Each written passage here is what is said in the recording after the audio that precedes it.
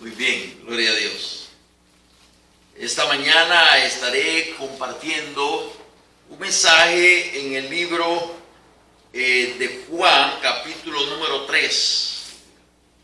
Este es un capítulo famoso por cuanto en él, hermanos, se encuentra uno de los versos más amados por el cristianismo. Me refiero a Juan 3:16. Y aunque no es exclusivamente de ese texto que voy a predicar, pero estaré hablando sobre el contexto de ese pasaje. Es decir, los textos, y espero que usted lo llegue a recordar después y le sirva, porque a veces recordamos el pasaje bíblico, un pasaje bíblico en particular, pero cuando llegamos a entender el contexto y en qué momento fue que se dijo y a quién se le dijo, eso se vuelve inolvidable, porque después usted dirá, oh, yo sé a quién le dijo eso, Jesús. Y en este momento vamos a hablar acerca del capítulo 3 de Juan, hermanos, y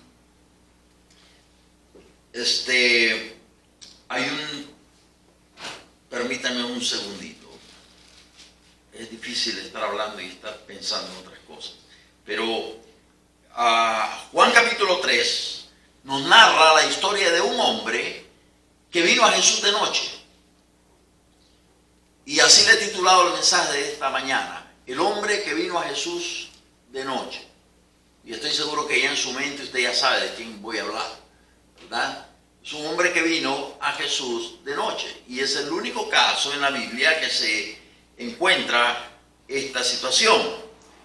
Era un hombre muy conocido, gozaba de mucha reputación entre los judíos, era un fariseo. Para quienes no saben, los fariseos era un grupo religioso de la época, era, diríamos, el grupo que representaba la vida espiritual de la nación.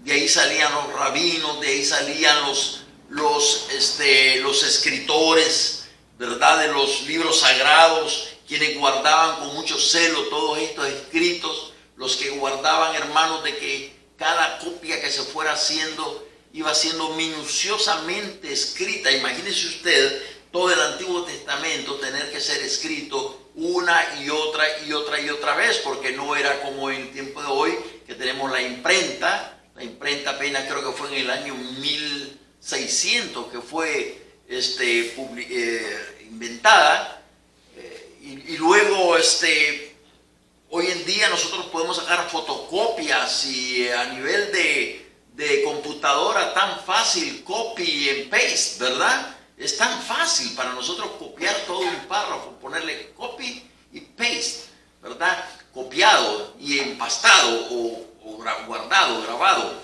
Es tan sencillo para nosotros esto el día de hoy. Pero en esa época existían los escribas. Los escribas tenían que ir escribiendo y habían supervisores, gente que chequeaba que no se les pasara ni se les quitara ni una coma, ni un punto, ni una letra, ¿verdad? Y por ejemplo la palabra espíritu, que fuera escrita con letra mayúscula, ¿verdad? Hoy en día en los textos que nos enviamos, la gente no respeta nada de eso. La gente no pone Jesús con letra mayúscula, ni Dios con letra mayúscula, ponen Dios con una letra minúscula. Yo quisiera de veras decirle a la gente allí mismo, hermano, escriba Dios por favor con letra mayúscula, porque, hermanos, en la Biblia, Dios con letra mayúscula es para referirse al Dios de los cielos.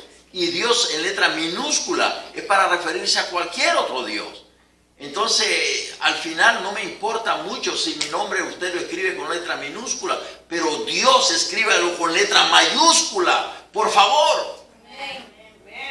Y yo entiendo la carrera en la que se escriben los textos, pero hasta en eso tenemos que tener cuidado. Hermano, tómese el tiempo para esas cosas, ¿verdad? Así que los escribas tenían que copiar todo eso minuciosamente. Y usted sabe que la Biblia dice al final del libro sagrado que si alguno agregare o quitare, ¿verdad? Bueno, ¿Sabe? Hay gente que lo hace intencionalmente. Habrá gente que lo hace sin la mala intención. Pero hay gente que es malintencionada, ¿verdad? Y hay Biblias que han sido alteradas y adulteradas simplemente quitándole un punto. O simplemente agregándole que Jesús era un Dios. Un Dios. Y agregándole el ya cambió todo. No es Jesús era Dios. Jesús era un Dios. No. Espérese. Y en las traducciones tiene que haber ese celo por la palabra del Señor. Y usted y yo debemos de ser celosos. Por eso, hermano, ante la proliferación, ¿verdad? De muchas Biblias y de muchas versiones, a mí me aterra porque la gente lee cualquier versión, la más popular, y cada vez esto está cambiando tanto, ¿verdad? Porque va perdiendo el significado de las cosas. Y bueno, no me quiero seguir avanzando en ese tema, sino entrar en el tema que me lleva hoy. En primer lugar, la Biblia dice que había un hombre de los fariseos que se llamaba Nicodemo. Recuerda este nombre, Nicodemo. Era un hombre principal entre los judíos. Era un hombre importante. No era cualquier hombre. Además, importante entre los fariseos, pero también era importante entre los judíos. Dice la Biblia que este vino a Jesús de noche. La pregunta aquí surge inmediatamente, ¿por qué vino de noche? Jesús mismo había dicho que el día se hizo para trabajar y la noche para descansar. Así que Jesús andaba públicamente en las plazas, en los parques, me imagino yo, en las calles, en las sinagogas, hasta en el templo. Era un hombre que estaba accesible todo el tiempo. Sin embargo, este hombre no vino a buscarlo. Yo puedo imaginarme a Nicodemo siendo un hombre de oficina. Me imagino a Nicodemo que era ya un doctor en la ley y era un hombre importante. Ya no andaba ahí en las calles buscando a Jesús como andaban los otros fariseos poniéndole trampitas a Jesús para ver en qué lo agarraban. Ya aquellos venían a darle informes a él, probablemente. Así que él no iba a ir allá afuera, que lo vieran con toda su importancia. Estoy conjeturando un poco. Y dice que él vino a Jesús de noche. ¿Por qué? Es la primera pregunta que nos surge. ¿Sería por guardar su reputación? Y sabe usted que hay gente que no quiere ir abiertamente y preguntar por Jesús. Sería como una ofensa a su intelectualidad. Sería como decir, bueno, yo escucho gente referirse a grandes filósofos, a grandes personajes, poetas, etcétera, ¿verdad? Que para ellos hablar y tomar en cuenta esto de Jesús es como rebajarse intelectualmente. Y es todo lo contrario, déjeme decirle. Para mí, un intelectual que no ha leído la Biblia y que no ha leído a Jesús, todavía no lo considero un intelectual de altura, porque solamente está patinando entre el conocimiento humano.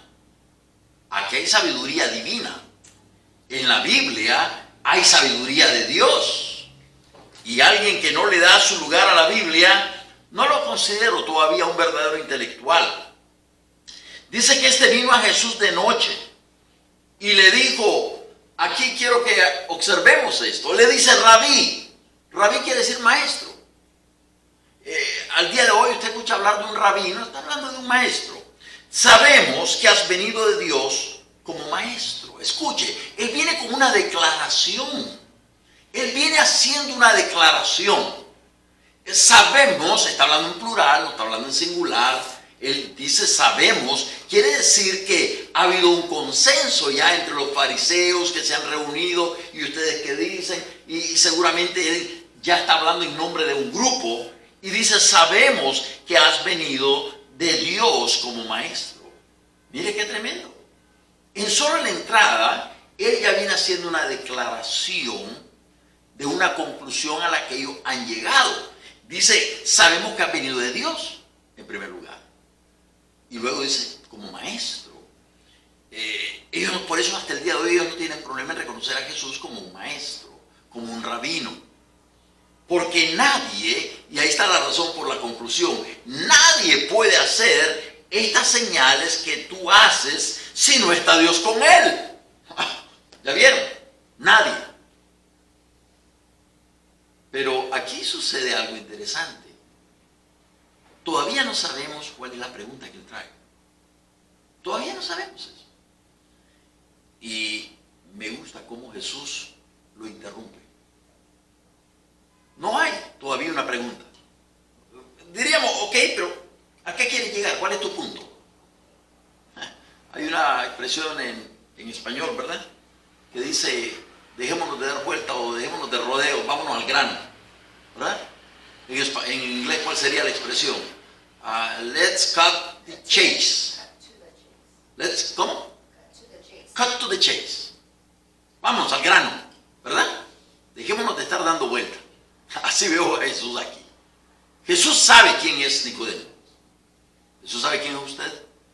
Jesús sabe quién soy yo. Y aquí Jesús le está diciendo, vámonos al grano. Y le dice, respondió Jesús y le dijo, de cierto te digo, que el que no naciere de nuevo no puede ver el reino de Dios. Jesús sabía cuál era la pregunta que traía este hombre ahí adentro. ¿Recuerdan aquel joven que la Biblia, algunos dicen el joven rico, otros dicen que era un hombre ya mayor? Vino a Jesús y, maestro, ¿qué debo hacer para heredar la vida eterna? Guardar los mandamientos. Oh, todo eso lo he guardado, dijo aquel. Todos los he guardado desde mi juventud. Por eso digo yo que no era un joven, era un hombre mayor. Desde mi juventud los he guardado todos. Ok, le dice Jesús, está bien. Ahora va, ve, vende todo lo que tienes y dáselo a los pobres y luego sígueme. ¿Qué hizo Jesús ahí? Se fue al centro del problema. El problema donde estaba, que el corazón de este hombre estaba invadido por la avaricia probablemente. Y cuando Jesús le tocó allí, hermanos, él reacciona y se va triste. Y ya no lo siguió. ¿Querías escuchar tu problema? Aquí está. ¿De veras quieres servirme? Aquí está. Entonces, aquí Jesús va directo al problema, al corazón del problema, y le dice, de cierto te digo que el que no naciere de nuevo no puede ver el reino de Dios. Y quiero que sepan que la palabra reino de Dios o reino de los cielos es introducida por Jesús en el Nuevo Testamento. Si usted va al Antiguo Testamento, no va a encontrar esa expresión. Yo la estuve buscando, no la encontré. Y ya había escuchado comentaristas decir, esta es una expresión que Jesucristo es el que la introduce en la Biblia. Es nuevo testamentaria, pues. En el Antiguo Testamento existen otras expresiones, tal vez parecidas, pero no igual. No como Jesús va a usar aquí la palabra reino de Dios, reino de los cielos más tarde, pero es lo mismo. Y bueno, digo yo que es lo mismo. Otros dicen que no, que son dos cosas diferentes. Nicodemo le dijo, ¿cómo puede un hombre nacer siendo viejo? Mire, Jesús le dijo que había que volver a nacer. Y él, ¿qué es lo primero que hace? Interpreta esto de una forma carnal. Fíjese, podemos estar todos leyendo la Biblia, podemos estar todos queriendo participar de la vida espiritual, pero a la hora de analizar las cosas, ¿cómo las vemos? ¿Desde un punto de vista carnal o espiritual? Nicodemo era un hombre bien conocido, bien reconocido, una alta reputación. Sin embargo, a la hora que Jesús le dice algo, él lo interpreta carnalmente. ¿Por qué? Porque él dice, ¿cómo puede un hombre nacer siendo viejo? ¿Puede acaso entrar por segunda vez en el vientre de su madre y nacer? Nosotros hacemos bromas a veces en casa, porque a mis nietos se crecieron pero enormes. Ya tengo a uno más alto que yo. Ya me siento bajito, tengo que ver hacia arriba, ¿verdad? Y le decía el otro día a mi hija Tania, ¿te imaginas si este tiene que volver a entrar en el vientre de su madre? ¿Ah? Como dijo Nicodemo, si estuvo este hombre, qué bárbaro. barbaridad. Respondiendo Jesús a esa interpretación literal y carnal, de cierto te digo, que el que no naciere de agua y del Espíritu no puede entrar en el reino de Dios. Aquí Jesús toca un punto interesante, y es que Jesús dice que el nuevo nacimiento se realiza en agua y en el Espíritu. Es decir, aquí hay una referencia al bautismo directa, y le voy a decir por qué creo que es directa con el bautismo. Porque en el contexto, Juan viene predicando el mensaje del arrepentimiento, y este mensaje del arrepentimiento es confirmado con el bautismo. Así que aquí Jesús está hablando del bautismo, sí, pero está diciendo que el bautismo y el arrepentimiento van de la mano. Que al arrepentirse la persona, venían y se bautizaban. Es literal, acaba de suceder en el capítulo 1. Ahí está Juan predicando el arrepentimiento y la gente viniendo al arrepentimiento. Y eran bautizados. Así que cuando Jesús habla aquí a Nicodemo, apenas en el capítulo 3, acerca del agua, seguramente la mente de ellos está conectado lo que están viendo hacer a Juan, que es bautizando. Por eso es importante, hermano, que nos bauticemos. Porque cuando nos bautizamos, estamos reconociendo que somos pecadores y estamos queriendo iniciarnos en el ministerio del Señor Jesucristo. Ahora, sucede algo. Yo siempre he creído que algo sucede en el agua. No es simplemente simbólico para mí. Yo creo que algo sucede en el agua. Es el momento en que damos el paso definitivo para comprometernos con Cristo. Y allí, hermano, el Espíritu Santo se hace cargo de esa decisión que hemos tomado, de ese paso que estamos dando. Y allí se produce para mí el nuevo nacimiento. Porque el Espíritu de Dios viene a morar en nosotros. Somos sellados como propiedad de Dios. Y allí comienza todo, hermano. Allí viene para quedarse, para permanecer. Yo sé que cuando confesamos a Jesucristo, cuando hacemos una decisión por Cristo, es valiosísimo. Pero para mí, de acuerdo a las Escrituras, hasta que somos sumergidos en el agua y damos ese paso, mientras tanto hay algo que todavía está en el aire, hermanos. Es como un contrato que no ha sido firmado todavía. Ya está redactado el contrato, pero no ha sido firmado. Y usted le dice, fírmelo. Pero espérese un momentito, necesito pensar un poquito más porque es que voy a revisarlo bien qué es lo que dice. Y el contrato está en el aire todavía. Y está todo bien redactado. Fue llevado a cabo por un abogado, sin embargo, no está firmado, no tiene todavía valor. No tiene valor todavía.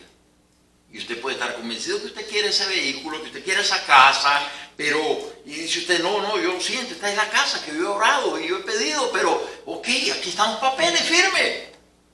Sí, pero espérese un momentito, que estamos hablando de a 30 años. Y estamos hablando hoy en día aquí en los Estados Unidos y en California de propiedades por encima de los $500,000. Estamos hablando de 600, 700, 800. Y estoy hablándole a las personas que están mirándome por televisión, que estarán en otros países. Y casitas que, dirá usted, si esa casita no es nada, vieja, comida de termita. Sí, todo lo que usted quiera, pero vale $800,000 si usted la quiere. ¿La quiere? No sé, no estoy seguro que quiera firmar esto. ¿Y cómo voy a pagarla? ¿Y si me quitan el trabajo? Y todo eso. Como que aquel entusiasmo, ¿verdad?, de buscarla y todo eso, se te ha ido apagando a medida que tienes que llegar al punto de firmar. Para mí eso es el bautismo. Te bautizas, firmaste. Y Dios deja caer todo aquello hermoso que tiene para nosotros. La vida en el Espíritu, hermano. La vida en el Espíritu, sellados por Dios, por su Espíritu. Y ahora nosotros venimos a ser hijos de Dios.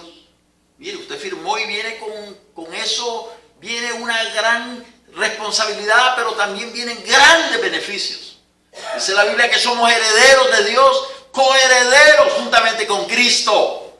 ¿Puede creerlo? Más vale que lo crea. Quiere decir que las riquezas en gloria de Cristo también son suyas. Esto es tremendo. Leíamos un pasaje esta semana que dice que las bendiciones venideras no son comparables con los sufrimientos que llevamos hoy en día, hermano. Y a veces nos concentramos tanto en el sufrimiento. Pues piensa por un momento que si el sufrimiento es 1, pues multiplíquelo por 3 o 4, lo que será la bendición que viene detrás. La alegría, la gloria de poder estar con Cristo. No hay comparaciones entre el sufrimiento de hoy. Hay personas que sufren mucho, déjenme decir. Mucho. Personas que, dice uno, Dios mío, no sé qué sucedería si eso fuera yo. No sé si sería fiel al Señor.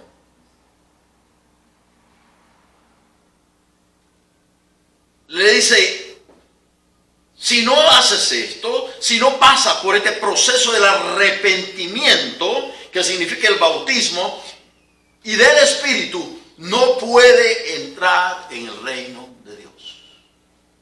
Mire, Jesús no estaba en esto de conseguir grandes multitudes. Jesús no estaba en este jueguito de querer hacer las cosas para ganar la admiración de la gente. Jesús no estaba en este asunto de que, recordándole a la gente, apriete like para que tener más suscriptores y más. Él no estaba en ese jueguito. Él nos la canta tal y como es, hermanos. Esto es, ¿quieres seguirme? Ok, no hay problema si no me quieres seguir. Tú te la pierdes. Y dice, de cierto te digo que el que no naciere de agua y del Espíritu no puede entrar en el reino de Dios. Lo que es nacido de la carne, carne es, como lo está interpretando Nicodemo. Lo que es nacido del Espíritu, Espíritu es. No te maravilles de que te dije, os es necesario nacer de nuevo. El viento sopla de donde quiere y oye su sonido. Y ahora mismo nosotros aquí donde estamos sentimos una brisa muy sabrosa, ¿verdad? Dice, ¿y sabes de dónde viene? Ni a dónde va. Así es todo aquel que es nacido del Espíritu. Nicodemo le dijo, ¿cómo puede hacerse esto? Respondió Jesús y le dijo, ¿eres tú maestro de Israel? ¿Y no lo sabes? De cierto te digo que lo que sabemos hablamos, lo que hemos visto testificamos y no recibís nuestro testimonio. Si os he dicho cosas terrenales y no creéis, ¿cómo creeréis si os dijere las celestiales?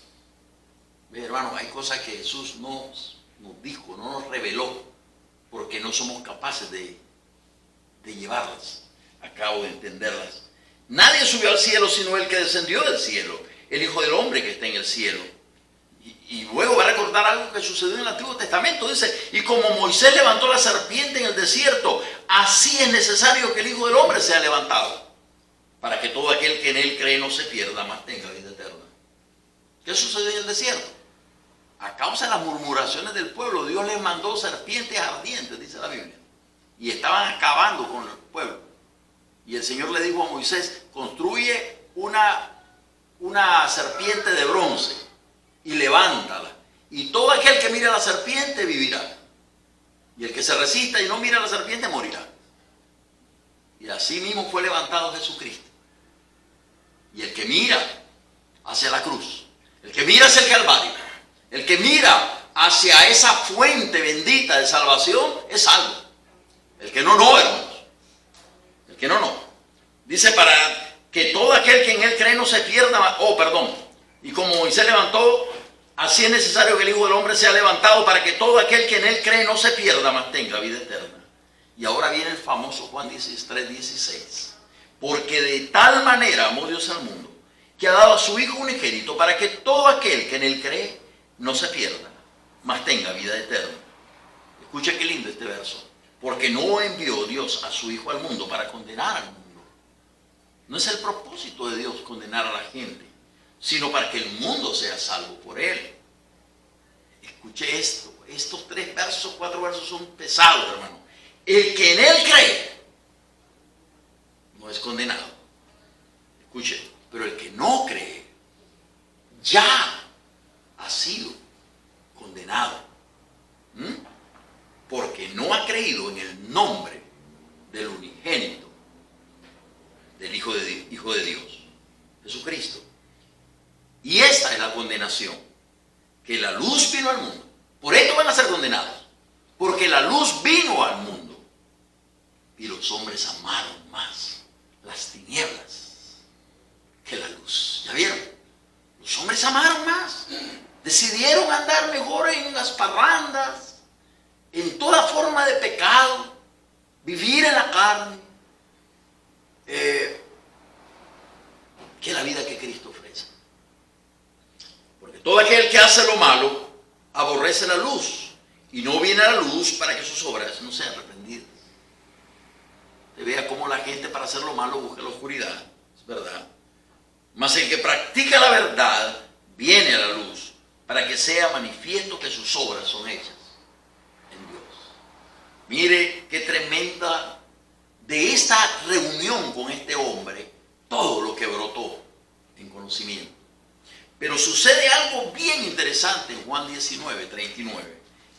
Estoy consciente del tiempo y pero no podemos dejar pasar esto. Juan 19, 39. Mire, yo estimo que esta conversación que tuvo Jesús con Nicodemo sucedió en su primer año de ministerio. Pero lo que vamos a ver ahora está sucediendo al final del ministerio de Jesús. Así que habrán pasado que unos 2 años entre una cosa y la otra aproximadamente. Ahora dice aquí, verso 38. Después de todo esto, después de haber crucificado a Jesús, José de Arimatea, que era discípulo de Jesús, pero secretamente, fíjate, undercover Christian, pero secretamente, por miedo de los judíos, rogó a Pilato que le permitiese llevar el cuerpo de Jesús. Y Pilato se lo concedió. Estos son momentos de decisión para este hombre, porque él podría correr la misma suerte de Jesús. Dice que rogó a Pilato que le permitiese llevarse el cuerpo de Jesús, y Pilato se lo concedió. Y sabe que Marcos, en su comentario, dice que fue agresivo al momento de irlo a pedir. Fue agresivamente, dice Marcos. Entonces vino y se llevó el cuerpo de Jesús. Pero ahí aparece Nicodemo también. También Nicodemo, el que antes había visitado a Jesús de noche, vino trayendo un compuesto de mirra y de óleos, aloes, como 100 libras. Tomaron pues el cuerpo de Jesús. ¿Ven qué interesante esta parte? Porque este hombre que vino a Jesús de noche, que vino con interrogantes, con preguntas, y pasó el tiempo, quizás pasaron 2 años, digo, yo en mi cálculo mentales, pasarían un par de años, pero ahora que vio a Jesús muerto, todo está claro en su mente. Y ahora está dispuesto a correr cualquier riesgo por Jesús. No le importa. Antes vino de noche, ahora viene a plena luz del día a pedir el cuerpo de Jesús. Trae como 100 libras de perfumes.